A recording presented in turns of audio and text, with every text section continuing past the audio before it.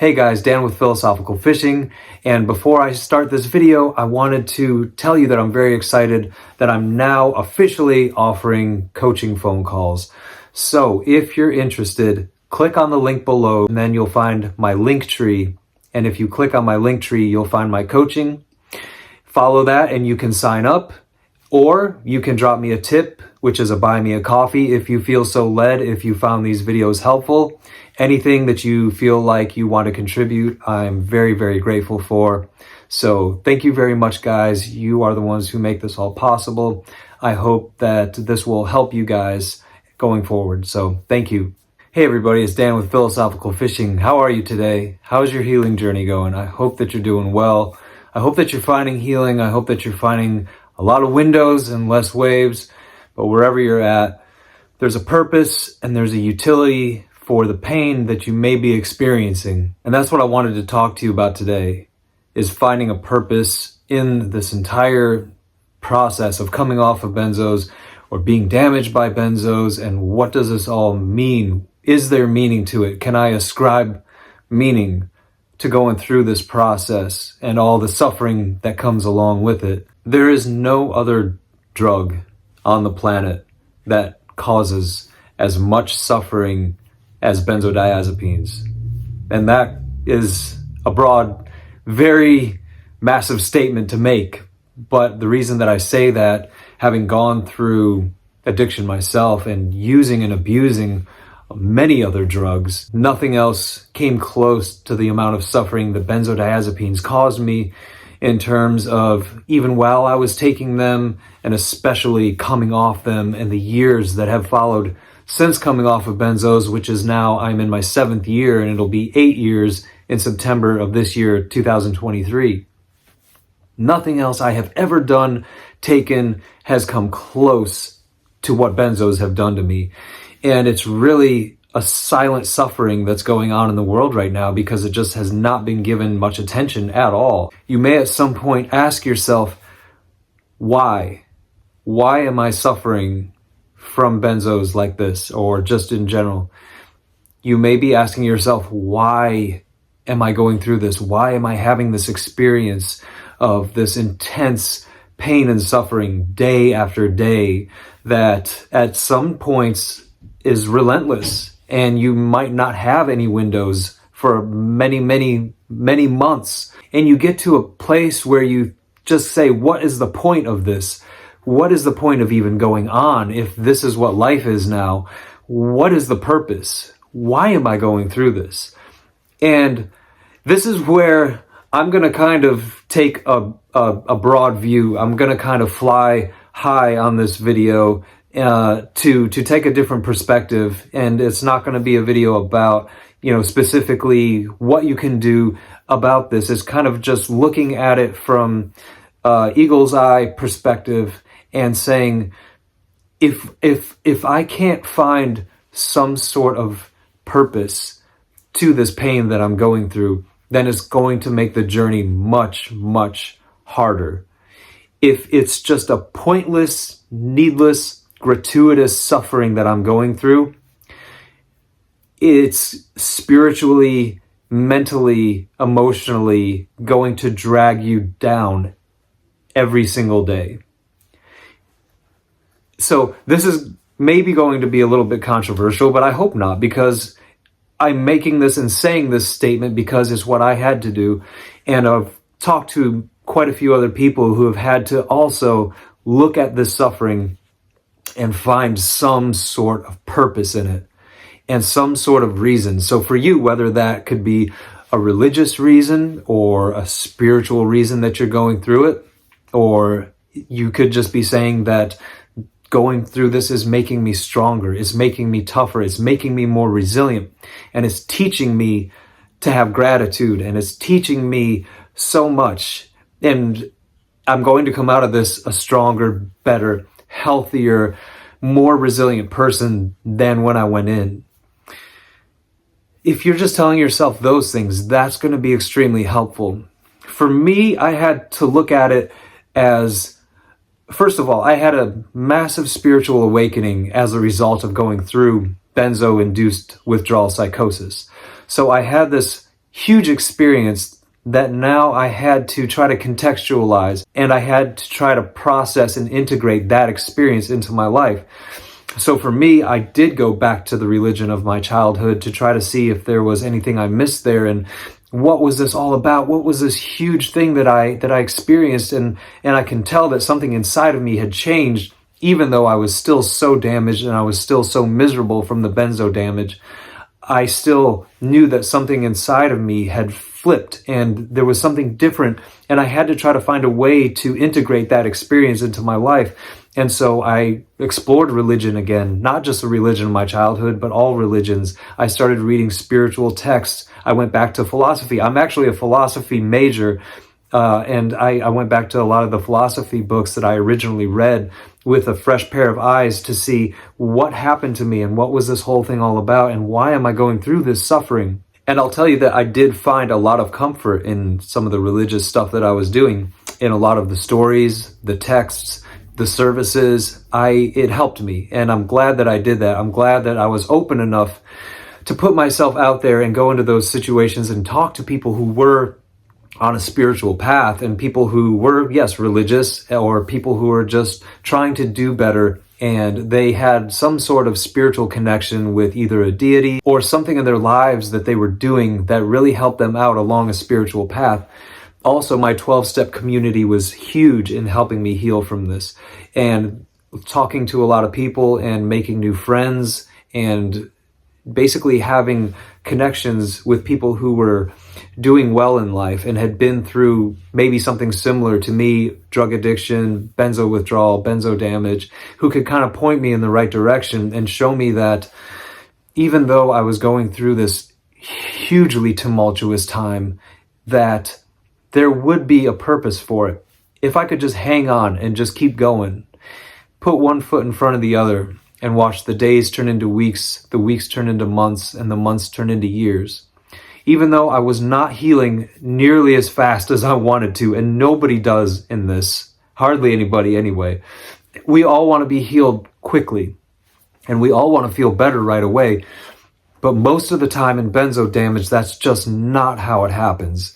It's a long process. It's a marathon. It's not a sprint. And we have to be in this for the long haul if we're going to make it through.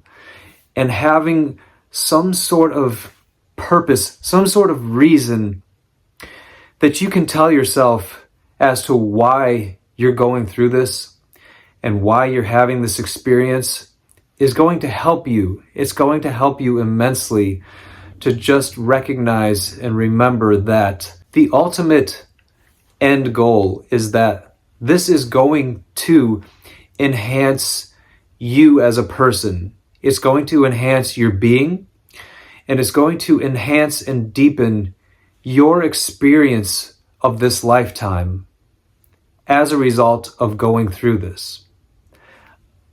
And I realize that's probably a somewhat controversial thing to say, especially if you're deep in it right now. It seems like there's no point to this. It's just endless suffering day after day, and it feels like it's never going to get better. But I'm here to tell you, it will get better. It will get better.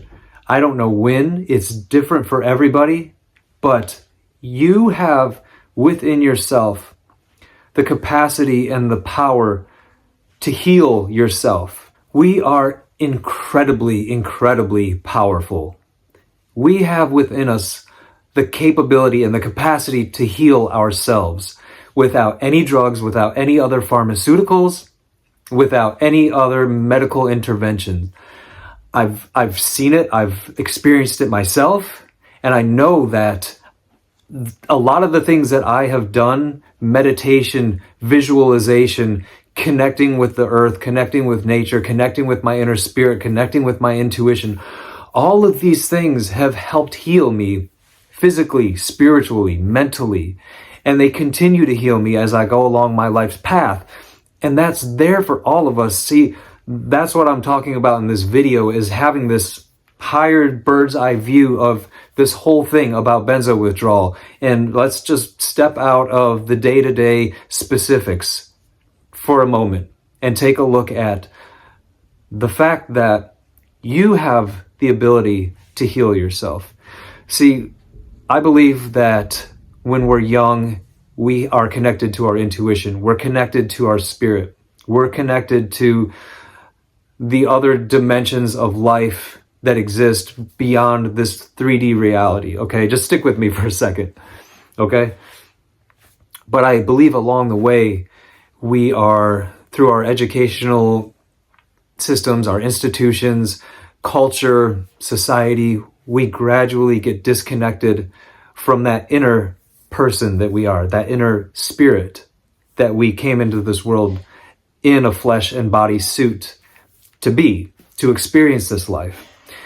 And along the way, as we get disconnected from that intuition, from our spirit, we start to give our power away. We give our power away to our boss. We give our power away to society. We give our power away to culture. We give our power away to political systems.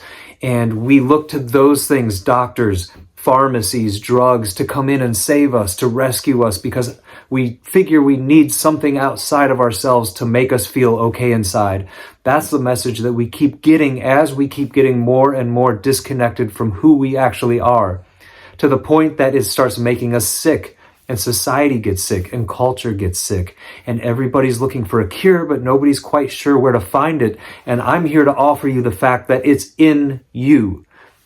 The power to heal yourself is within you. It's inside of you. You just need to get reconnected with it, find out that you are that powerful, and realize that you can do this. You can get through it. You can heal. You will heal. The more you tell yourself that you're going to keep healing, the more you can recognize that you are your own healer.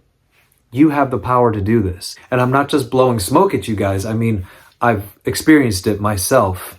And one of the things I will offer you is this. And this is something I did, a practice that I did and I still do to this day.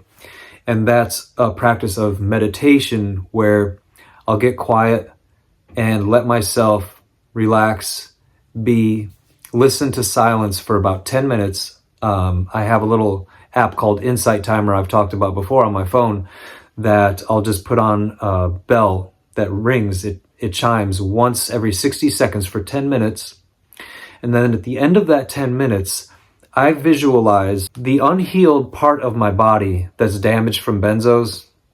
And I see it as like black cells inside my body, or maybe a black mass, or however you want to visualize it. It can just be gray or black or whatever color you want to give to it. For me, I look at it like black cells inside my body. Then I picture inhaling light and energy and healing into those darkened cells that are damaged, and they start to turn blue. And as I'm inhaling all of that healthy oxygen into my body, it's turning my cells blue and it's healing me. And those blue cells are spreading to the other cells and turning them blue.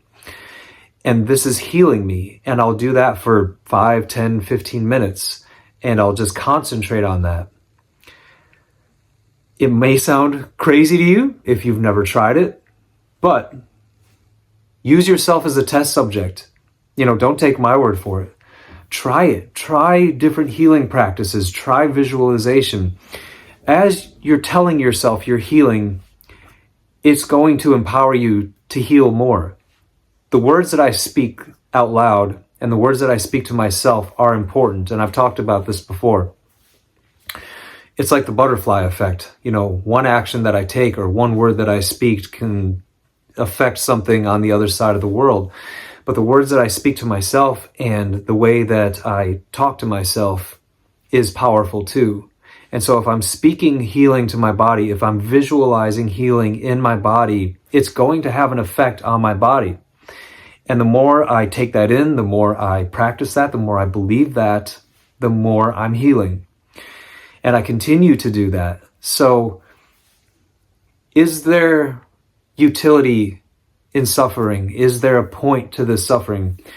I'll tell you this, for me, absolutely, 100%. I am sure that I couldn't have learned the lessons that I have learned as a result of going through benzo withdrawal and benzo damage any other way, because the depth of gratitude that I have for my life and in my life today came as a result of going through benzo withdrawal. And before benzo withdrawal, I was very depressed, negative, with this sense of entitlement. I had a very negative worldview. I had this sense that I didn't want to be here, and I just felt uncomfortable all the time. And just basically this sense of doom that life wasn't right, and I wasn't right here in this life. And I was always looking to escape. I was looking for an easy way out. I was looking for a different route. Somehow I could find a shortcut through life, and I could never quite find it. And I was relentless in my pursuit of trying to make myself just feel better and alleviate the misery that I felt just being present, alive on this earth. And maybe that seems pretty dramatic, but I had this deep-seated sense of my ego self in this world as a deeply unhappy, uncomfortable person. I believe for me, and I believe for you, that the suffering that you are going through has a purpose. It has a purpose for it. I believe that you can heal. I believe that you will heal. I believe that all of us have the capacity to do that. And I don't mean to suggest that it's all a matter of just positive thinking and that's what's going to heal you. It's a lot of things. It's holistic. We have to have a holistic approach to this, as far as your physical well-being, your mental well-being, your nutrition. Everything is going to play a role. I'm just here to offer you today in this video that going through this is not just a waste of years and months of your life. This is here to potentially propel you forward into a deeper, more appreciative state of being in your life. It has for me 100%. I will actually go so far as to say that I'm thankful for what happened to me. I'm not thankful for all the pain that I went through. It was brutal, but I am thankful for the person that I am today because I experienced that tremendously brutal, hard withdrawal and damage.